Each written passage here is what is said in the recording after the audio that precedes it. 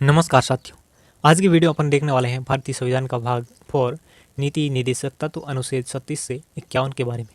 तो देखते हैं अनुच्छेद 36 के अंतर्गत राज्य की परिभाषा और अनुच्छेद 37 के अंतर्गत यह न्यायालय के द्वारा परिवर्तनीय नहीं है किंतु देश के शासन में मूलभूत है। अतः नीति बनाते समय किन तत्वों को लागू करना राज्य का कर्तव्य है। और अनुच्छेद 38 के अंतर्गत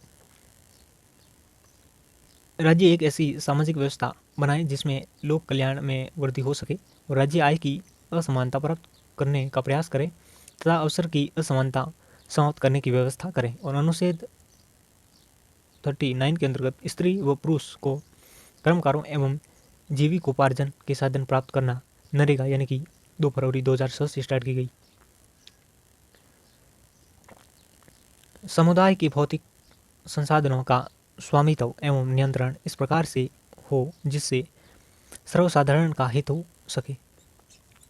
आर्थिक व्यवस्था का निरंतर नियम संचालन इस प्रकार किया जाए जिससे धन एवं उत्पादन के साधन का सर्वधारण के लिए हितकारी न हो सके। 1969 में 14 बैंकों का राष्ट्रीयकरण किया गया था। स्त्री एवं पुरुष कर्मकारों के समान कार्य के लिए समान वेतन प्राप्त करना।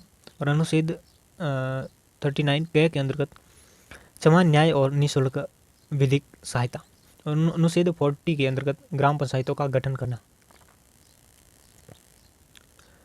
बलवंत राय मेहता समिति यानी कि 1957 सामुदायिक विकास कार्यक्रम और राष्ट्रीय प्रसार सेवा की असफल होने के बाद पंचायत राज व्यवस्था को मजबूत बनाने के लिए इस समिति का गठन किया गया था।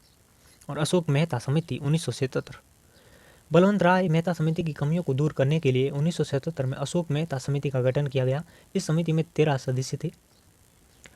और डीपीवी के राव समिति 1985 डॉक्टर, यहाँ पे मिस प्रिंट हुआ है, 1985 डॉक्टर पीवी के राव की अध्यक्षता में एक समिति का गठन करके उसे यह कार्य सौंपा गया कि वह ग्रामीण विकास तथा गरीबी को दूर करने के लिए प्रशासनिक व्यवस्था पर सिफारिश करे।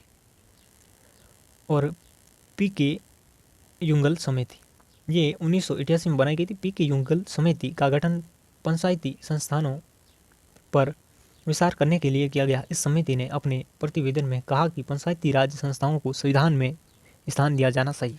नोट, यहाँ एक विशेष सूचना दी गई है कि पंचायती राज व्यवस्था का वर्णन भाग 19 व 11वीं सूची में है। इसमें कुल 29 विषय है।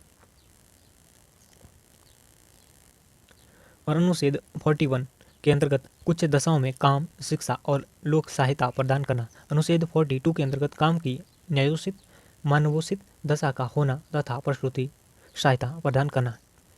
और अनुच्छेद 43 के अंतर्गत कर्मकारों को जीवन निर्वाह के लिए मजदूरी प्रदान करना।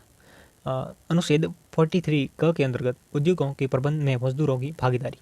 और अनुच्छेद 44 के अंतर्गत सभी नागरिकों के लिए एक समान आचार संहिता।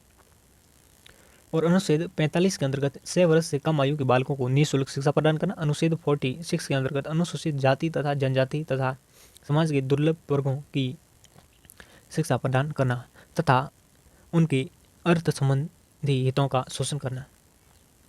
और अनुच्छेद 47 के अंतर्गत पोषाहार स्तर, जीवन स्तर में वृद्धि करना तथा लोक व्यवस्था में सुधार का प्रयास करना। अनुच्छेद 48 के अंतर्गत कृषि एवं पशुपालन का आधुनिक ढंग से एवं वैज्ञानिक ढंग से विकास करना। यहाँ एक विशेष सूचना और भी दी गई है। भारत का प्रथम अनुसूचित जनजाति विश्वविद्यालय एमपी में है। और उड़ीसा सबसे पूर्ण कुपोषणग्रस्त है, यानी कि पहले था, वर्तमान में इसकी स्थिति काफ़ी ठीक है, इसे पूर्ण कुपोषणग्रस्त नहीं कह सकते।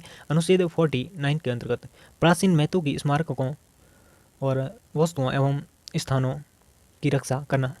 और अनुच्छेद 50 के अंतर्गत लोक सेवा यानी कि कार्यपालिका से न्यायपालिका को पृथक करना। और अनुच्छेद 41 के अंतर्गत शांति सुरक्षा की अभिवृद्धि का प्रयास करना तथा आपसी विवादों का शांतिपूर्ण समाधान करना। मूल अधिकार व नीति निर्देशक तत्व।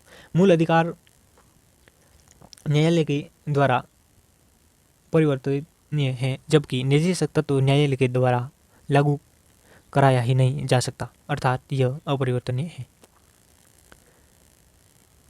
मूल अधिकार अधिकांश से नकारात्मक है जो राज्य को कुछ करने से मना करता है, जबकि निर्देशक तत्व अधिकांश के सकारात्मक है जो राज्य को कुछ करने का निर्देश देता है।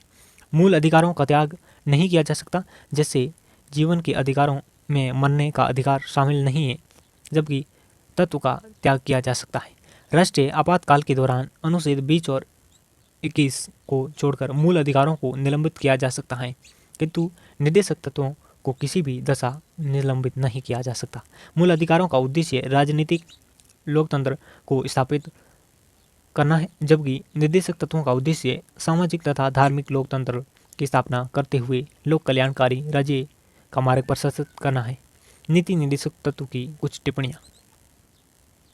वी.एम. राव ने इसे नैतिक उपदेश मात्र कहा है। ग्रेनविल ऑस्टिन ने इसे सामाजिक क्रांति का दस्तावेज कहा है। और के.पी. साहा के अनुसार यह एक ऐसा चेक है जिसका भुगतान बैंक की इच्छा पर निर्भर करता है। अम्बेडकर के अनुसार इसका उद्देश्य आर्थिक लोकतंत्र को स्थापित करना है जो राजनीतिक लोकतंत्र से भिन्न है। के.एम. पाणिकर के अनुसार इसका उद्देश्य आर्थिक स्रोत में समाजवाद लाना है। तो आज का वीडियो अच्छा लगा है तो वीडियो को लाइक करना और हमारे चैनल को सब्सक्राइब करना, और संविधान से संबंधित पूरी स्टडी 0 से लेके टॉप तक और कुछ मोस्ट इंपॉर्टेंट बाद में MCQ सीरीज भी दी जाएगी, तो इस चैनल को आगे से आगे शेयर करना। और